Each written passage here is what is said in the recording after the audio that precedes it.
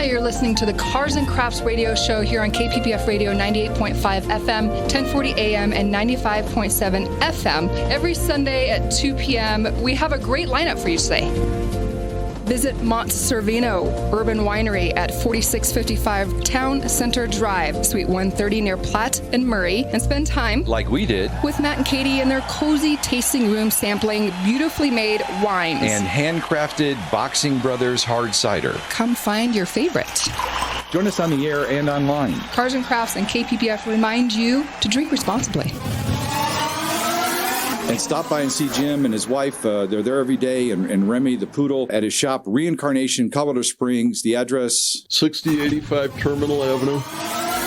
Every week, we'll chat with an ambitious achiever or two in the local world of cars and handcrafted adult beverages. Here on Cars and Crafts with your hosts, Lynda and David on KPPF, the power of people. Good morning, Lynda. Good morning, David. Welcome to Cars and Crafts, everybody. We're in the studio, and we've got a great lineup for you today. You're listening to KPPF Radio 98.5, 1040 AM, and 95.7 FM. What do we have going on today? Our good friend Jim is here. Jim has a high-end restoration business here in town. Jim and I have known each other for a number of years, and we'll get to this story, but he actually finished a car for my family. Very impressive. And Lynda and I made a point to stop by Jim's shop last week and invite him to come on the show. He was gracious enough to be here. Say hi, Jim. Hi, Jim. Hi, Jim. Hi, Jim. You had a comment when we left his shop. Do you remember what you said? I don't remember what I said. I was thoroughly impressed. I loved the shop. I don't have the words to say what it was. It was impressive. Thank you. You said it was clean, neat, organized. A lot of people, when they leave, I've heard them say, that guy really drools a lot. She didn't say that. I did not say I'm that. not Those sure. are not the words and that came I'm out not of my sure, to whom they're referring. Because there's a half dozen of us working.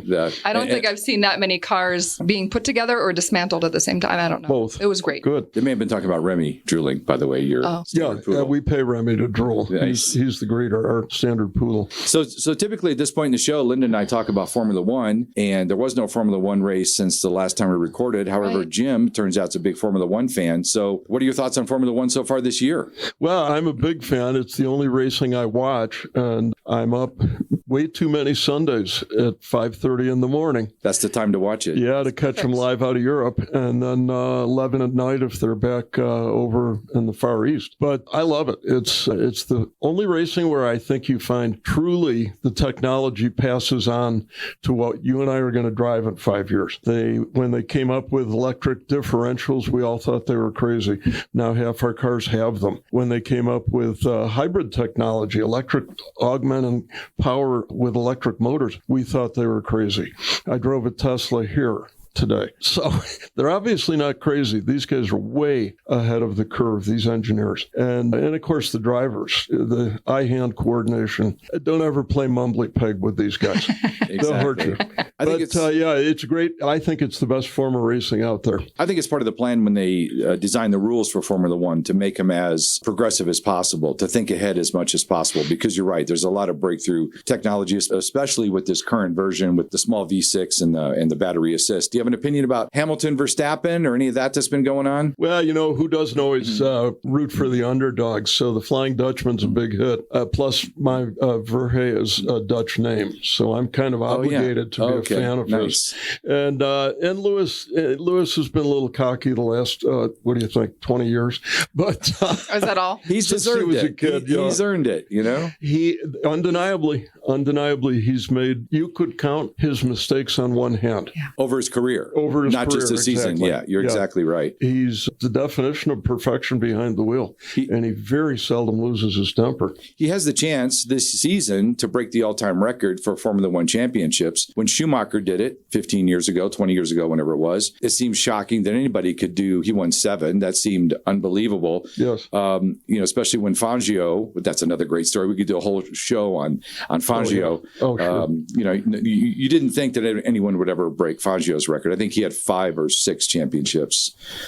Well, much as we don't think anybody will break Hamilton's record. That's right. It'll happen. The question is whether or not we'll still be here. But yeah, it's a technologically, it's a marvel to watch. We've been talking a lot about Lando Norris and George Russell. Talent. Yeah. Big, young talent. But we have to remember that's where the Flying Dutchman started. That's where Hamilton started. They were very young when they got their start in F1. And Lando Norris on the podium, I had to look him up. Who is this guy? It's crazy. They come out of nowhere. And not everybody's father is a fashion designer out of Canada. You know, somebody's got to grab these kids out of training. Yeah. Their dad didn't buy the team. So I'm impressed. There's a bunch of great talent that's coming up. It's emerging. Pierre Gasly has done a great job. Sure. Well, the list goes on and on. Yeah. But when you're talking about the 20 best drivers on the planet, that's a pretty elite group to be honored to join. These kids are very lucky. Very lucky. Yeah. The cars are very complicated. I think, the cars are computer games, right? You have to be 19, 20 years old to keep up with all the buttons on the steering wheel and drive the car at the same time. Kudos to Raikkonen and some of these guys who can still keep up with the technology and still hustle the car around the track under 4, 5, 6 G loads, under braking and cornering in many cases. It's outstanding. And people have no clue, David, what that means. To be under 4 or 5 or 6 Gs of pressure on your body while you're thinking and hitting the pedals and adjusting your boost and adjusting your programs. When they show it on TV live from the cockpit, I'm still looking for Mario. It's unbelievable. Their steering wheel really does look like a little It's remote. unbelievable. It's amazing. I've heard figures of as to what those steering wheels are worth. And it's more than I'll make this year, that's for sure. Well, we'll talk about that later, how much money you actually make. That's a joke. How long have you been a fan of Formula One? How long have you been watching? I watched Mario win at Watkins Glen in 78. So it goes. Actually, I saw Richie Ginther run at Watkins Glen in a Honda, I want to say a V16 in 65 or 6. I'd have to look that one up. That was my first F1 race. Were you there? I was there. Oh, nice. Way cool. Oh, and that was the first time we'd ever heard an engine anything like that, because everything was a Cosworth 4-cam V8. Right. Until then. And all of a sudden, the Japanese come in with this, I do have to look it up, V12 or V16, mid-engine. It sounded like a bee. It was like an SNL skit. The killer bees are here. And unbelievable. And that was just the tip of the iceberg. It could have easily been a 2.5 or 3 liter at most V12. Yeah. Probably with 11 or 12,000 RPM redline, even back in the age you're talking about, 1977 or 76 or something like that. Which compared to a Cosworth 4-cam was probably half again the RPMs. Exactly. That the Cosworth produced. Exactly. And they were a great and dependable and affordable engine. It's too bad the affordable part's so far gone, because now you've got to be worth hundreds of millions to race. Yeah. And that's that. There's no two ways about that. And they're so intent on bringing in manufacturers, yes. Like the Williams team that Frank Williams started, and Eddie Jordan with his team, and all these guys. I mean, those days are gone. Eddie, And then don't forget Frank's daughter, who was a personal hero to me. Yeah. How she kept the Williams team going, I have no idea. This girl must be one heck of a salesperson. I was always upset when she got criticism because the Williams team was underperforming. They blamed her just because she was a woman with the headset on. That really bothered me. So it's nice to hear you say that. Yeah, she gets all the kudos available. Claire Williams, I from me. Yeah, it's not a woman's sport, and she went out there and broke that rule from day one. Frank Williams is an amazing story unto himself. Senna was in a Williams when he died, right? Mm-hmm. And I think Frank had another driver of that caliber who died in one of his cars. Frank himself has been in a wheelchair for 40, 50 years. Since that, I think, rollover crash in the Alps or something. Yeah, road car accident. Yeah, road car, exactly. Yeah. But he was a racing driver himself. Yeah, But a lot of talent. Just the stubborn, I don't know how else to phrase it, the stubborn perseverance of that man to do what he did in a world as intense as Formula One, which broke many men in many different ways, financially, physically, spiritually. Mm-hmm. And so many of his peers are no longer with us. They just didn't make it out of that era. We were losing, there was one point in Formula One, we were losing 5-6 guys a year. Oh, drivers were expendable. And today you look at the likes, not to say he's not an amazing man, but like Toto Wolff. Yeah. Here's a guy that can run the best team on the planet, no problem. But if his nose gets out of joint, he'll be gone. Here's a guy that knows nothing. None of the team managers today know what Frank Williams or any of these guys went through. That's right. He's a good corporate boss. Tremendous. Which is different. Obviously the best right now. Yeah, which is different. Zach Brown, though, is, I think, giving him a run for his money. Yes. Quite frankly. I guess Toto has some chops behind the wheel. I guess Zach Brown has some chops behind the wheel. They're not total neophytes. They're not just button pushers into corporate, but they're not Frank Williams. They're not Eddie Jordan. They're not these guys. Yeah, they were legends. And again, will we ever see the likes of them again? I don't think so, because I think it's too specialized. Yeah. Each person now has this segment of that overall description, job description, and this person has that, and so on, which makes it obviously way more efficient. We see that every other Sunday. But yeah, the good old days are history. I'm always surprised when they start talking about the titles, when they talk to, this is the sporting director and the team manager. What do you do? Yeah. And what is your job? Yeah. How are you different than the guy you're sitting next to? Yeah. I don't even try to understand. And they do pretty good interviews. The TV coverage is pretty good, except where you have to mute it for the first 3 laps because the announcer is, wow, his wife David can't Croft. get him to yell like that. Yeah. Yeah, he's a piece of work. I don't know how he does it. I don't know how you can talk that fast and that loud. And he's somewhat articulate. And be somewhat accurate. But I can't take it. I mute the first 3 or 4 laps are history. I just don't listen. I can't take it. It's too much. He's way too excited for me. Did you have an opinion on the announcers or what you get from the broadcast? I think they're great. I love listening to the announcers. Yeah. They talk fast enough for me to understand, and I can keep up with what they're saying. So for me, I enjoy the first couple laps. I really do. Yeah, but see, you're young. I'm so old. I have to use the on-screen. What do you call it? Subtitles. Yes. Right. And they crash and burn about 4 words into his first 3 laps. They can't even try to keep up. So I'll go get a cup of coffee or something. I love listening to the accents. I love listening to the different lingos and all of that stuff is just fun for me. Yep, well, it's so English. Like Martin Brundle. Yep. I was a huge Martin Brundle fan when he was a driver. It's nice to be able to listen to him every time he calls the race. True. I really like listening. You and I have talked about this, Lynda, the Indian guy. The young guy. Karuk Shandon. Something like that. With the perfect physique. Yeah. Oh my God, that guy's in shape. And can he drive a car? Yeah. I've seen him on these other shows where they test drive cars. This guy's a natural. It's too bad he's not still in the circuit, but of course he's pushing. Got to be 30, so he's too old. He's out of it. He's long gone. He's way too old. But I've learned that my favorite foreign accent to speak English is the Indian accent. I just think it's absolutely beautiful. It's just absolutely gorgeous. Yeah. I agree. Couldn't agree more. So where's the next race? I know that there's one coming up this weekend. Where are we going? Where is it at? What's happening? It's in Turkey. Okay. I think this is the first time we've been to Turkey, maybe in 50 years, maybe ever. I don't know. I don't know anything about the track. We're going to learn more this week coming up on the F1 broadcast. Well, and the big question among all of us is, will the turkeys be racing? Nice. And can they keep up? Will they be hazardous to the cars? Who knows? This is yet to be seen. The turkey trot. The turkey trot. There you go. Thank you, Lynda. A new version of the sprint. The sprint qualifying, right? You got to beat the turkey. That's awesome. That's awesome. Well, it's getting to be the right time of year. They're only a month ahead. That's right. And they only have a month left to live. So we, let them run.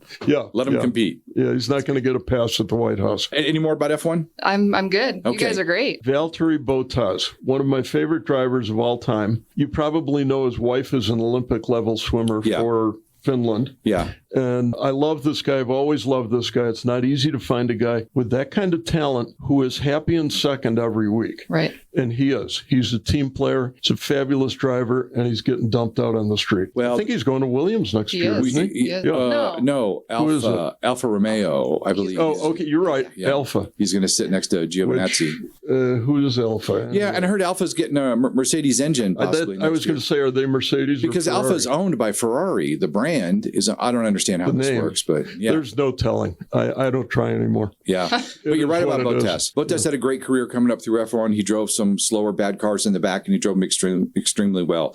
There's a lot of guys like this who choose to be number 2. How can you turn down a seat at Mercedes, right? But you're going to be the number 2 when they say you're equal, but you're not. And you mentioned Kimi earlier. He's the only driver out there who I think, not unlike myself, is still possibly looking for Mario. Nice. On the dashboard. Okay. Yeah, there's a possibility. And this is his last year, he announced, correct? Yeah, correct. Yeah, he's gone. He's retired. It's about time. And the guy's had a great career.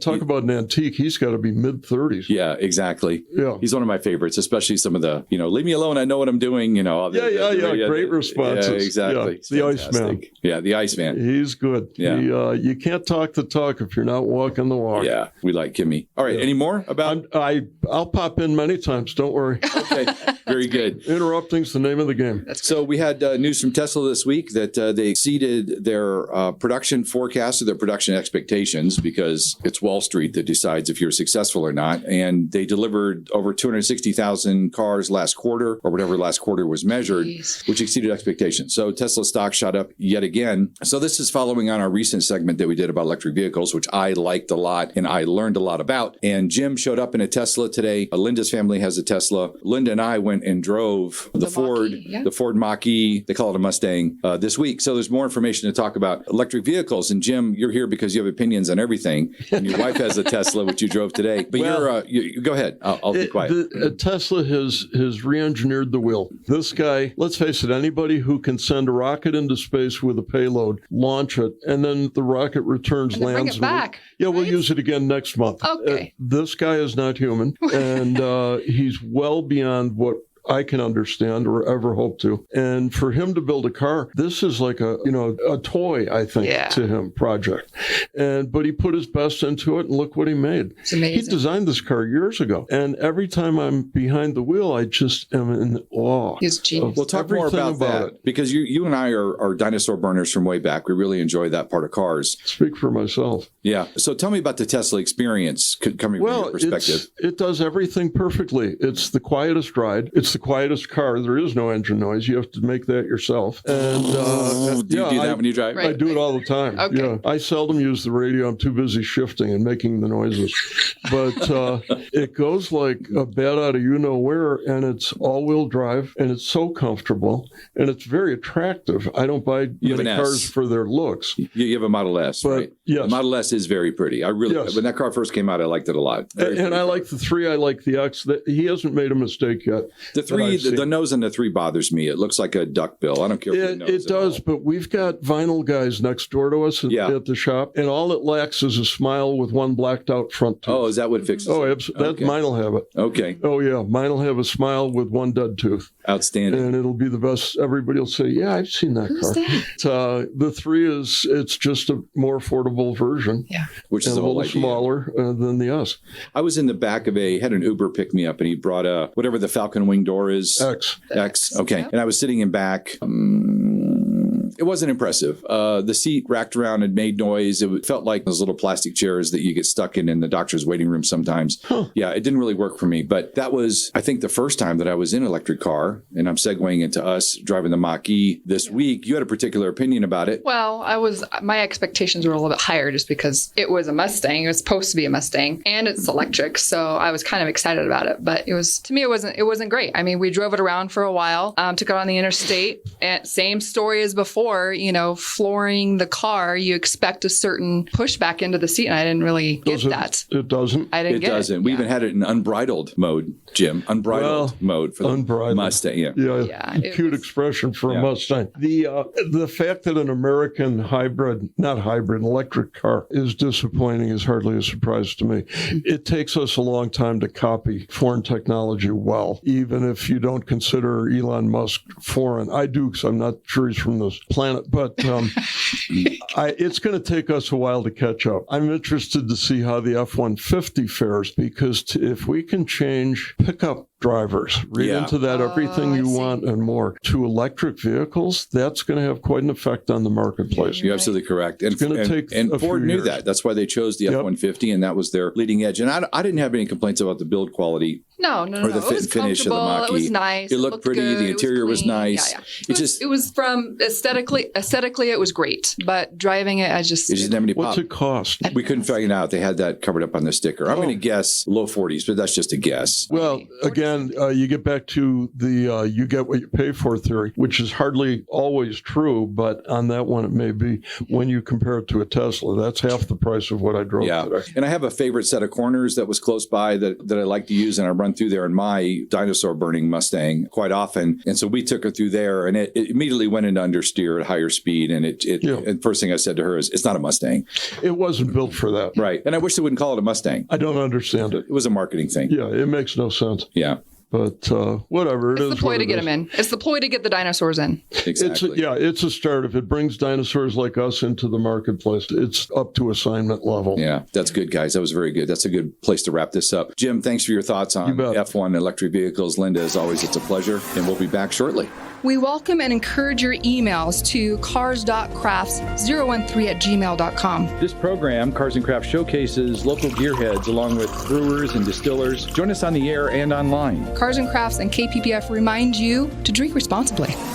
Welcome back. You're listening to Cars and Crafts with Lynda and David. And Jim Verhay of ReInCarNation. Jim, welcome. That would be me. ReInCarNation is a local company here. We've been here for going on 20 years. Was in Val before that and for many, many years. But you can only tear up so many knees and you get tired of the cold. We just do restoration and repair antique vehicles, sports cars, classic cars. We do a lot of British cars. We do a lot of muscle cars, domestic cars. And we do a lot of really oddball cars. That being said, you can walk through the shop any day and see cars I guarantee you haven't seen in 30 or 40 years. And I got 5 guys working who just love what they do. And I'd like to think we're pretty competent at it. We sure are busy, so no complaints here. The restoration business has been falling on its face for a while because of demographics. And that, unfortunately, is only going to get worse. At age 71, I'm leading this group to the old folks' home, making plans to move to Florida, possibly later today. But that's awesome. But that aside, it's just tough. And if you've got a really old car and it breaks, and you've looked for someone to fix it and have not found us, you have had your share of challenges and the angst that goes along with it.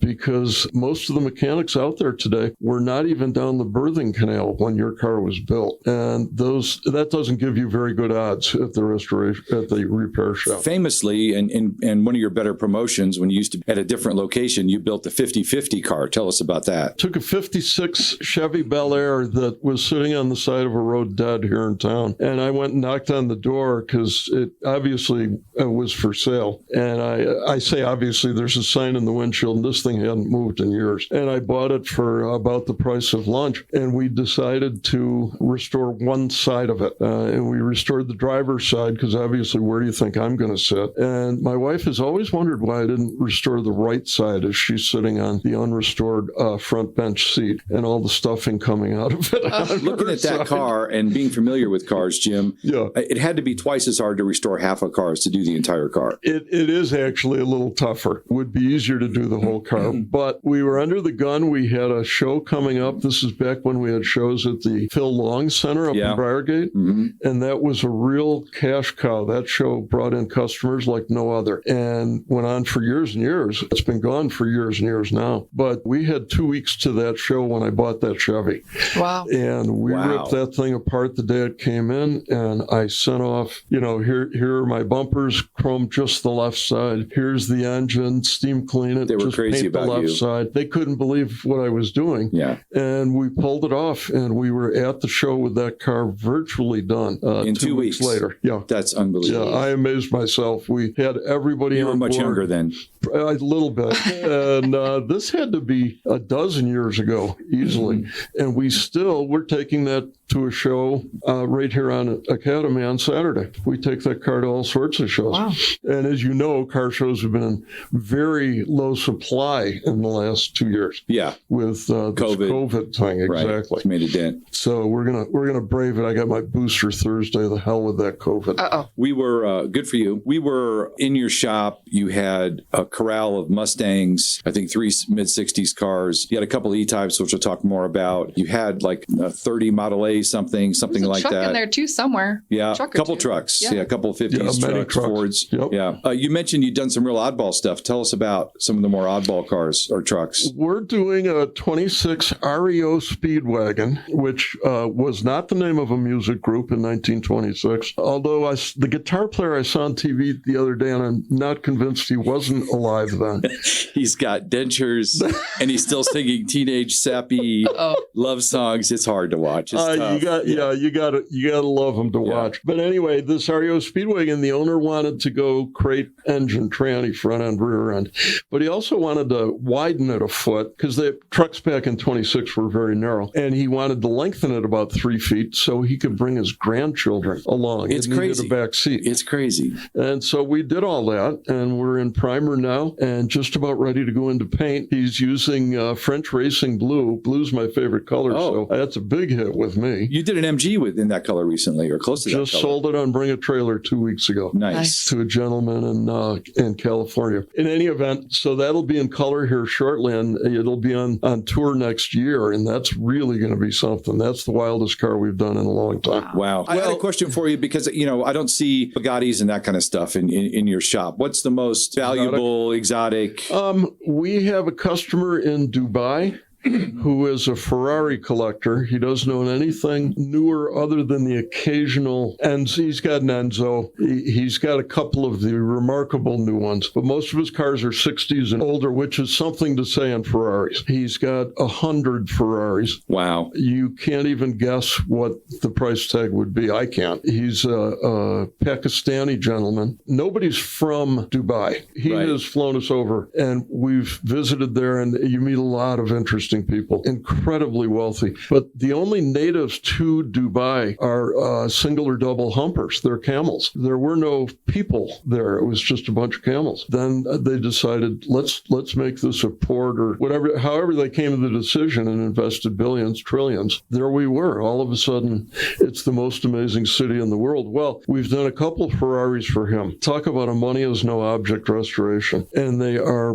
breathtaking. We did 2 different models of the 250 GT. Great customer, great collection of cars. We got invited to we took an American muscle car on one of these trips to the Kuwait Concours. If you happen to Google Kuwait Concours 2016 and look on the muscle car stage, you'll see a gang green is what I call the color, a bright green 1970 Plymouth Superbird. Wow. And that we built here for a member of the DuPont family, and who collects primarily airplanes, but also muscle cars. What engine was in that Superbird? 440. It was a 440. Okay. Yeah, pretty standard fare back then. Right. It's the right engine for that car. I mean, the Hemi's desirable, but the 440 is a great motor. Exactly. And it goes like stink, and it has all the noises, rattles, and smells. It's such a Mopar. That 2016 Kuwait show, was that where they debuted that lime green one-off Bugatti that was custom built in Canada? You know the car I'm talking about, out of magnesium? I do, but it wasn't there. I don't recall which show that was. The guy who runs, I don't know if you call him an emirate or we just call him sir. The guy who runs the country, Kuwait,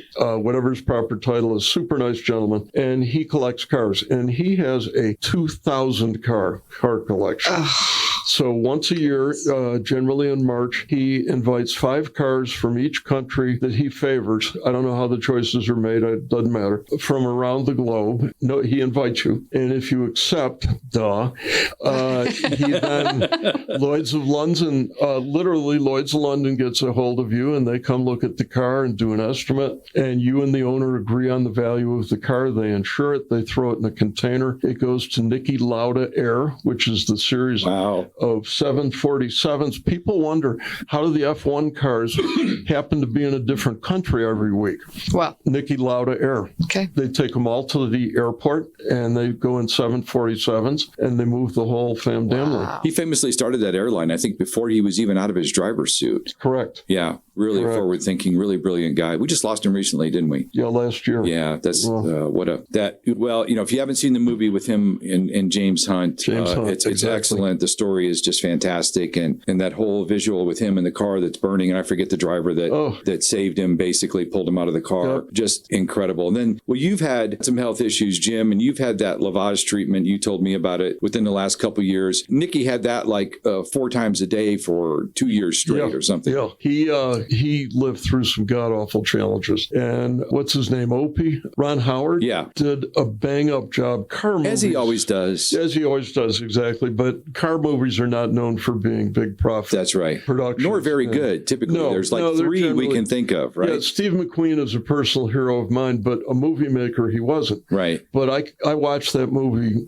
at least 2 or 3 times a year. Yeah. Just to watch the Ferrari 512Ps and the Porsche 917s and a plethora of Lolas and everything else. What did you think about the Ford versus Ferrari movie that came out a couple years ago or recently? Oh, a buddy of mine, Tim, calls that Ford beats Ferrari. How can you not love that movie? Yeah. Especially when Junior, Ford 2, I think he pretty much peed his pants in the passenger side. Yeah. When they took him for a ride. I don't know if that was historically accurate, but cinematically it was fantastic. Hysterical. Yeah. And yeah, it's fairly close to reality and some great racing scenes. Yeah. You know, even though they're all basically faked, you can't make this stuff for real anymore, but they did a bang-up job. Well, we get spoiled, too, with all the in-car cameras and all that kind of stuff. Yes. So to make a movie that shows us something we haven't seen before, really, really difficult to do.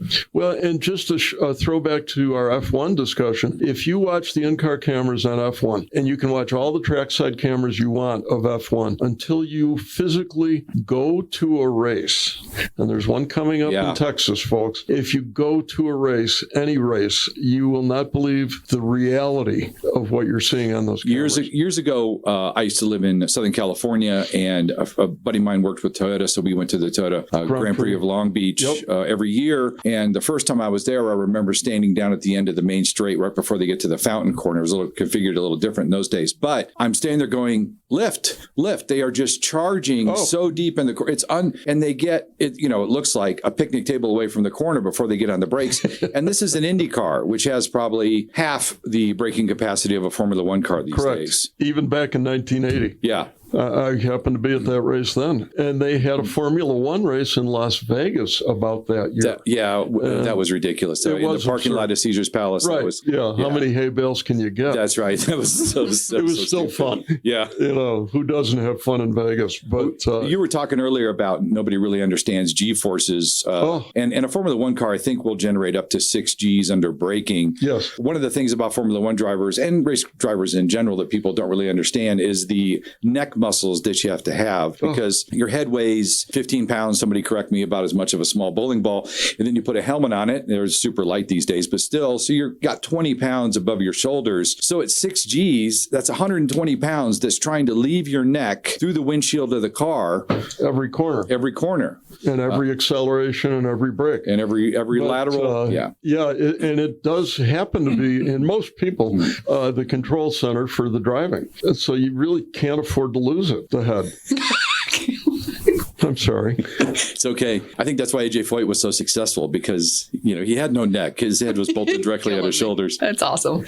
Yeah. Even like Kimi Räikkönen at his ripe old age of, 42, whatever he is. I mean, his development in his neck is unbelievable. Yeah. But when you think about what they go through and what your body's going through in those kind of conditions, very impressive. These guys are in shape. Let's talk more about your cars at ReInCarNation. You've built some cool cars for yourself. You sold some recently. I have to tell you, though, one of my favorite cars, and I've got a buddy of mine in mind that I want to bring over and meet you and take on that project, is the 56 with the Viper motor. Tell us about that. What made you think about that? Where that came from? I had too much money at the time, and I've always been a 56 Chevy fan because my father was a Chevy dealer after Studebaker failed after the war in 56, and he got into a Chevy dealership same year. And the first car I ever remember him, I was a young lad, he drove home a 56 Bel Air two-door hardtop. So I've always wanted to build one kind of in his memory. Oddly enough, he passed away 20 years ago yesterday, right after 9/11. That aside, I'm now building on an Art Morrison chassis, which is pretty much the benchmark of custom chassis, and has been for about 20, 30 years,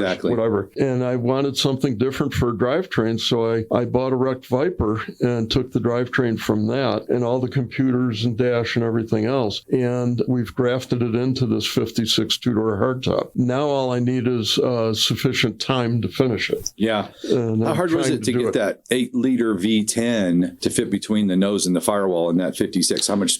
Not easy. Yeah. We so far we've had to sacrifice the air conditioning, but that will be brought back somehow. It was the only accessory on the engine that I couldn't fit. Did you have to push back the firewall? Did you have to push the nose out? Did you have to lengthen the front rails Almost up a front? foot. Wow. Oh yeah, yeah. The firewall.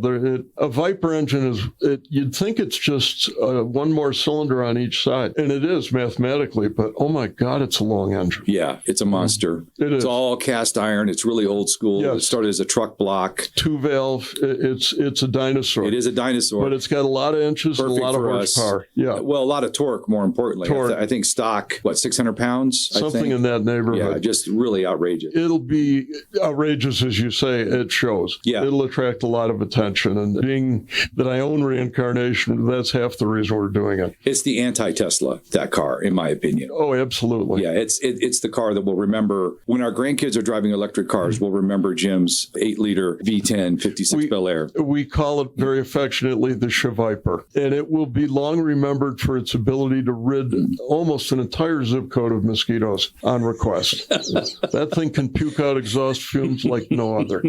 Another point of pride for me. Lynda, you like fast cars. You've been around fast cars. You know friends that have Lamborghinis and McLarens and whatnot. You ever been in a Viper, around a Viper? What are your thoughts? I've seen them. I've never been in them. They sound exciting. They're fun, but any Ferrari or Lamborghini or certainly McLaren will run circles around it. But again, you got to look at the dating. Yeah. Vipers came out in the 90s. That's a long time ago. It is a long years time ago. So it's rear-wheel drive, and it's an antique dinosaur design, as I say. But it was the only game in town then. Yeah. It's like a lightweight steam locomotive, kind of, is the attitude behind the Viper. It goes like stink, and that's about it. Yeah, from one water tower to the next. It eats a lot of water. Gas station at will. I mean, I've got a Ford Expedition, with which I tow when I have to take cars for something to Denver. I've gotten as high as 6 miles to a gallon. Downhill with the engine off. Americans, when it comes to making wasteful vehicles, nobody holds a candle. And we're going to talk about that next segment. One of the things that Lynda and I was talking about a few weeks ago is what the domestic manufacturers are doing in 1957, and then what the European manufacturers were doing in 1957. We're going to talk about that next segment. Real quick, do you have another favorite car of yours that you've sold or still kept, or that you want to tell us about? I'm a big fan of the Jaguar XKE. It's the car that Enzo Ferrari himself called the most beautiful car ever built, and there's a reason for that. It simply is. I own a Series 1 car and a pair of Series 2 cars, and they're just my favorite car on the planet. Late 50s, early 60s design, but boy, the Brits got it right. You just mentioned comparing domestic versus imported designs in 57. In 57, Ferrari was building 500 TRs. Jaguar was building XK150s and about to move into the E-Type. Yeah, the list goes on and on. Yeah. The early Lotuses, oh my God. So we're going to talk more about that next segment. Yeah. Jim, thank you very much. Thanks for your time. Lynda, always a pleasure. Good. Absolutely. We'll so before we let you go, Jim, what's your website? Do you have a Facebook page? We are at ReInCarnationAuto.com, and we're located down by Platt and Powers. And if you're ever in the neighborhood, please, and like old cars, stop in anytime. It's like kind of a museum tour. Our shop is very much like the ones you see on TV. It's just, I'm here to tell you, you can't really restore a car in 1 hour. No, I got you. Thanks for tuning in, everybody. We'll see you in the next segment. Thanks, David. Thanks, Lynda. Visit Mont Cervino Bourbon Winery at 4655 Town Center Drive, Suite 130 near Platt and Murray, and spend time, like we did, with Matt and Katie in their cozy tasting room sampling beautifully made wines. And handcrafted Boxing Brothers hard cider. Come find your favorite. Cars and Crafts and KPPF remind you to drink responsibly.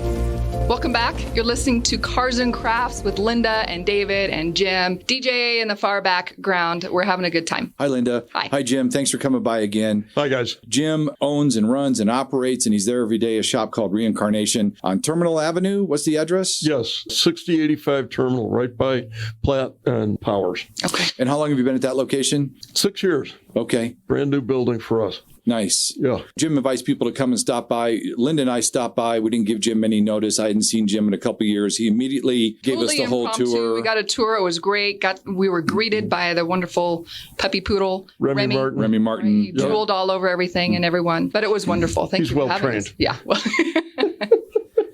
So one of the things we want to talk about this segment, Jim's touched everything, domestic and European, talking about sheet metal and cars anyway. I was going to say there are still some outstanding warts, but we're not going to go there. Trying to keep you out of trouble. I don't touch things anymore. You were part of the Catholic Church at any point, your pastor. I'm a recovering Catholic. Okay. It's true. Very good. And that's a whole nother story. I'm good sorry. grief. That's another show. Lynda has a therapy show Thursday afternoons. We can get into that. There you go. Yeah. I have a different couch and a different studio. That's a whole different topic. So Lynda and I had a conversation when we first was putting this show together. We were talking about the differences, specifically in 1957. And that started because my family's big fans of the 57 Chevy. It started with my dad. It was his favorite car ever. There's a whole story behind that, which Jim helped us with. And this is one of the things about ReInCarNation that's so impressive. We had this car for, I'm embarrassed to tell you how many years it was, but I bought a driving car in California with the intention of making it a gift. It was a family project to my father. And my father went from being 63 years old and looking forward to being able to drive a car like that to getting close to 80 and the car still wasn't finished. So in comes ReInCarNation. And this is what you do. And meeting Jim and going through the process of building that car, he had tons of great stories about people that had even, far worse stories than I did. One that I remember specifically, it's kind of off topic, but you're full of great stories, was the guy that had I think it was an SS 396 Chevelle. Mm-hmm. He had sent the guy $1,000 a month for 10 years or something. You tell the story. Wow. He was a hedge fund manager, and business I'm not totally familiar with. He had an SS 396, late 60s, that belonged originally to his wife's father. He bought it new. It had lived in St. Louis, and St. Louis invented rust. So this car was a rot box. It was history. He dropped it off at a shop who shall remain nameless in Fountain. Had the car for, I think, 11 or 12 years. I've forgotten now. We finished it years ago. And he simply sent the guy a check for 10 grand every year. He never checked on the car. Wow. And, well, he's trotting around the globe. He's working out of Manhattan. He's virtually never here. And when he's here, he's got a wife and kids. And, they don't pay attention. The car was pretty secondary as far as priorities go. And he never checked on it. By the time he did, he was sitting at $120,000 in the car. And the owner of the shop, who shall remain nameless and is still in Fountain, he cashed the checks and he stripped the car down to the frame and body and sold it all on eBay. This is a matching numbers SS 396 that her father bought. Family car. And what? Everything is gone. The matching numbers, engine, tranny, rear end. Those are history. Suspension, interior. It's a factory air car. They don't even repop that dashboard. We had to find one out of a wreck. The convertible top, the seats, the doors. It was a convertible. Holy cow. Oh, yeah, it was a ragtop. The front fenders, both front and rear hoods, the bumpers, everything sold on eBay. Hell of a guy, apparently. I didn't meet him. So what we picked up. He's very persuasive and charming, obviously. His dog lives with him at the shop, I'm told. So it's got to have a good smell. But nice. Aroma aside, he called and he said, "Can you save this project?" And I said, "Bring it in.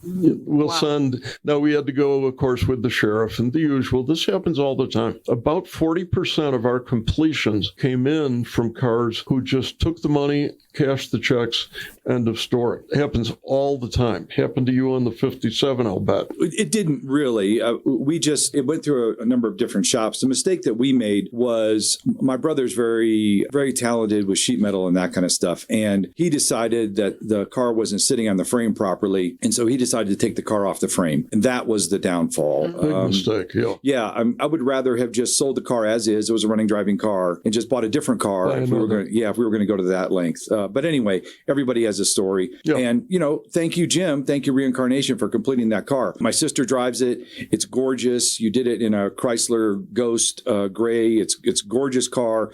All original interior. interior. It's got Interceptor drivetrain, modified front suspension, disc brakes, sway bars, etc. Beautiful car. Turned out great. Thank you very much. Thank you for doing that. You're welcome. And it's unfortunate and a really a black eye to our industry that 40% of our completions, our deliveries, came in from other shops here in town. Very common. It's a shame. It's hard to do. I know as I get older, I'm very aware before I take a bolt out of something because I have to put it back at some point. It's so easy to take stuff apart, but to actually put it back together is a whole another level of commitment. And as you're pointing out, not very many people have that. Well, and I cheat a little there because I use simple technology, digital cameras. Every one of my 5 techs has a digital camera. At noon every day, I sit down and upload them onto Google Photos, and I send the photos to the owners of the car, and they're dated, and here's exactly what we did on your car. That was so impressive. Today. When you first started doing that with our car, I was so impressed with that. It's so smart. It's such an obvious thing to do. It's brilliant. Thank you. I haven't reinvented the wheel. I didn't slice bread for the first time. It just made sense. Show these people this is an expensive hobby. And as you proved on your car, and this guy with the Chevelle is the textbook case, it's very easy to lose your you-know-what.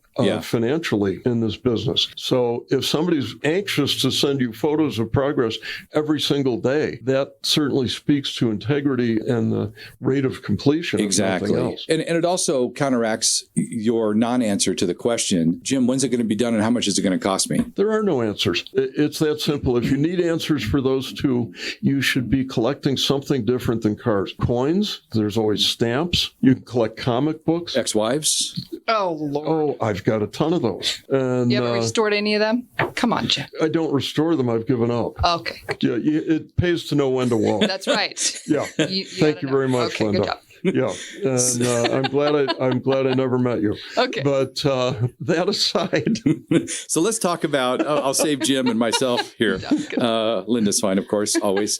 1957, the 57 Chevy Bel Air. I've said this before, when people think about a 50s American car, they think about the 57 Bel Air. The better looking version of that, to me, and probably the greatest car of that time period, is a 57 Eldorado Baritz. The Cadillac, I just think is absolutely gorgeous and a total statement to wretched excess. The amount of chrome and stainless on that car. The stainless steel roof. Are you kidding me? Are you kidding me? That car weighs 7,500 pounds, 8,000 pounds? I did one for Tony Fico up in Denver. It's almost he's got Duesenbergs and such. It's darn near the centerpiece of his collection. Wow. It's so outrageous. Just outrageous. Absolutely gorgeous. Beautiful car. So this is what the domestic manufacturers were doing in 1957. 57 Chevy is great to look at. It does not turn a corner on its own. It does not stop. It does not go. It's, it's an ox cart, really, that has a great trim on it, right? This is what the domestic, we had the turnpike system, thank you to Eisenhower, I believe, and cars were intended to go in a straight line for hundreds of miles at 70 miles an hour, and that was it, versus what was happening over in Europe. And a lot of it comes from a lot of factors, Jim, and I'm leading you in a certain direction. The war, the narrowness of the roads, the scarceness of resources, but talk more about the thinking behind European cars in 57 versus the Americans. Well, the Europeans stayed in a mindset for many years that we got away from years ago. We got into the corporate thing. The Dodge brothers, Henry Ford and his whole team, with Firestone and all the different people that contributed to the Model A, Model T, if you go back that far, production line. We were all about, as Americans always are, we were all about quantity versus quality. Ferraris, you go back to a Ferrari in 57, there might be 10 of this model. There might be 50 of that model, but that's it. How many 57 Chevys were built? I don't think we know. There were probably over 1 million. So unique, hardly.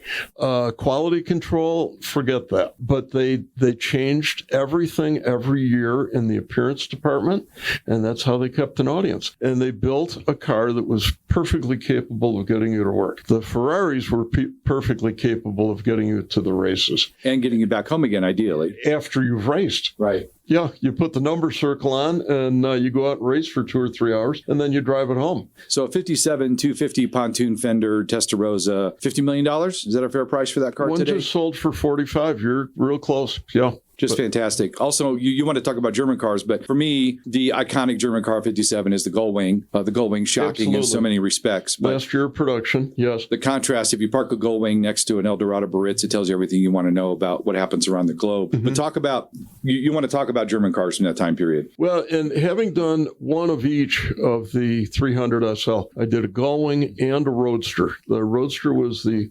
92nd from last car built in 62. The Gullwing was a 57, last year of production for it. They were made, they built 1,800 Gullwings and I think around 17 and change of the Roadster. But the attention to detail, again, $1 million cars today. And I've driven them repeatedly. I've been very lucky in my career to get behind the wheel of some outrageous European rides. To think of that Baritz going lumbering down the highway, and bouncing from curb to curb, trying to do a straight line, and then you hop in any German car almost of the era, not an NSU, but a Mercedes, and Auto Union as they were called before they were Audis. Exactly. Such cars were fabulous. The Italians, forget about it. They just have always done it perfect. Italians were always about racing, and it shows to this day. Any new Ferrari or Lamborghini. McLaren's the only guy from off the boot. They came out of England, but those three have the top cars on the planet as manufacturers. Yeah, for a supercar you could drive every day, I think the McLaren is the clear choice. They really changed the mindset. Lamborghini had the reputation. It's great to look at. It's a poster on your wall, but you really don't want to drive one. You really don't want to try to live with one every day. As an example, let's talk about, since we're on the subject, the Countach, the classic car from that time period. Everybody had the poster on their wall, either that or Pamela Anderson. But I'm willing to bet Lynda didn't. But almost every guy had the Countach. She has one now. She's been introduced. Good. Good. And if you've ever been unlucky enough to drive a Countach, it's one of the worst. You can't, even just to sit in one. Yeah, and try and see anything. How many fingers am I holding up? Where are you? Well, the Italians didn't care about ergonomics, and it wasn't even a word until probably 15 years ago. But because of the large wheel wells up front, it intrudes into the pedal box, so your legs wander off toward the right. But they can only go so far because you have this gigantic tunnel that runs down the middle of the car, so you're really pinched in there. Then the steering wheel is never centered at your chest. The steering wheel always has to go in some goofy direction because it couldn't get it lined up right. Well offset. And then classic Italians is that you're sitting on a park bench and the steering wheel is pointed at your nose, but not really at your nose. It's going to miss your nose by 6 inches one direction or the other. And then you can't see out of the car. Yeah. And let's add 500 horsepower to that. And visuals were overrated. Do you really need to see the road? Let's just drive. But it sounds like something for Hollywood. But no, the Countach he built tractors. Yeah. And he wanted to get out of the tractor business desperately. Signor, I forget his name. Ferruccio. Thank you, Lamborghini. And he wanted to quit making tractors, and he wanted to make cars people would drool over. And he got off on the right foot. Allegedly, he was rejected by Ferrari or something. Ferrari wouldn't sell him a car, and that motivated him. Who knows if that's true or not. One of my favorite cars of all time is his first GT. The 350 GT became the 400 GT. That is an absolutely gorgeous car. And a very conventional design. And it was, you say 35 or 4,500, they were simply 3.5 liters or 4.5 liters. And back in 69, 70, I was lucky enough to have a customer with a 450. And I got to put a lot of miles on it. And though it was a typical front engine, rear wheel drive GT style design, exactly, Grand Touring style, it was so much fun to drive. And you could get out on an interstate late at night, take it up around 150, 160. And it just settled in and was very happy you were driving. That's awesome. What a great car. My favorite Lamborghini of all time is a Miura. I'm probably not alone in that. Beat it. Yeah, have you been around a Miura? Have you done one? Have you been in one? Do you know somebody? I've not even sat in one. They're so rare. And I wish I could say I've driven one, because even though it's, again, antique technology, it is truly mid-engine. The early drivetrain was such a dinosaur. The oil pan had the transmission in it. Yeah. They were not separate. It was all one casting. The same oil. It was the transaction, it was transaxle, and the crankcase was all one casting. They ridiculous. all blew up. Crazy. There was no hope. They all blew up. You can't handle that many different stresses in that many different directions. And they're still worth millions today. And it's one of the most beautiful cars. It's got to be, it's a MoMA thing. It's got to be in the Museum of Outrageous Modern Art. So back to 57, you mentioned Ferrari, what they were doing. Alfa was still alive and kicking at 57. 1957. Maserati was alive and kicking in 57. What are some of your favorite cars from the Italians that weren't Ferrari from that time period? Well, you just named a couple of good ones. The 3500 Maserati GT was an outrageous car, grossly underrated because of Beautiful car. Yeah, well, it was beautiful, but fairly pedestrian looks as they went forward. Yeah, agreed. Front engine, rear wheel drive. They were on the cusp of understanding mid-engine because of Jackie Stewart, because of Lotus. They decided, hey, let's put an engine in the middle. And as I mentioned in another segment, things go right from F1 to the street. Doesn't take a day or two. It takes 5 years. But mid-engine technology, it took about a 5 year. There was a gap before race cars and supercars were then mid-engine. And now it's come to us. You can go buy a new Corvette today for $80,000 and compete with virtually every car we've just mentioned. And unlike most Italian cars, I think there's room for a set of golf clubs in a Corvette. I think they did figure that out. They understand us. Yeah. Yeah. One of the things that drives me nuts about mid-engine sports cars, and Lynda and I have talked about this, is that if you own a Lamborghini or something like this and you want to take a trip with your wife, girlfriend to Phoenix and play some golf, you have to ship your clubs ahead of time and probably your luggage because there's room in the car for her handbag and that's it. And I typically ship the girlfriend as well because I found that the wife and girlfriend don't travel well together. And Probably not. It's like today you see these things about the people getting taped to their seats. The wife-girlfriend combo can be deadly. That's a nice thing about a two-seater car is you have to choose one or the other, Jim. Exactly. Yeah. A friend of mine told this story that whenever they had to go on a road trip, he'd start an argument with his wife as soon as he got on the freeway. So she would not talk to him the entire trip. Well, or he would go the route that goes right by the airport and he can get her on a plane instantly. Yeah. There you go. You get in the argument, within an hour, you're solo. And that's that. Off to the girl's house, the girlfriend's house, and we're going to have a great trip. This is a whole different segment, guys. Where are we going here? I'm not. Oh, Lynda, forgot you were here. Thanks, Sorry. Jim. I'm not sure we learned anything about 1957, but we had a great time. Jim, it's been great having you here in the studio. Thank you. Lynda, always a pleasure. Absolutely. Thanks for tuning in. You guys are listening to Cars and Crafts with Jim, David, Lynda, 98.5 FM, 1040 AM, and 95.7. And stop by and see Jim and his wife. They're there every day. And Remy, the poodle, at his shop, ReInCarNation, Colorado Springs. The address? 6085 Terminal Avenue. We're 2 doors down from the only strip joint in town, and embarrassingly, I've never been there. Such a smart guy. Stop by and see Jim. Keep your things Scheduling's separate. everything. Had a great time with you guys today. Looking forward to the next show. What are we going to talk about next time, David? We'll be out at car shows and your favorite local brewery, meeting and talking with personalities and entrepreneurs building cars And filling kegs. every week here on Cars and Crafts. Stay tuned. See you next time on Cars and Crafts, 98.5 FM, 1040 AM, and 95.7 FM. The power of people.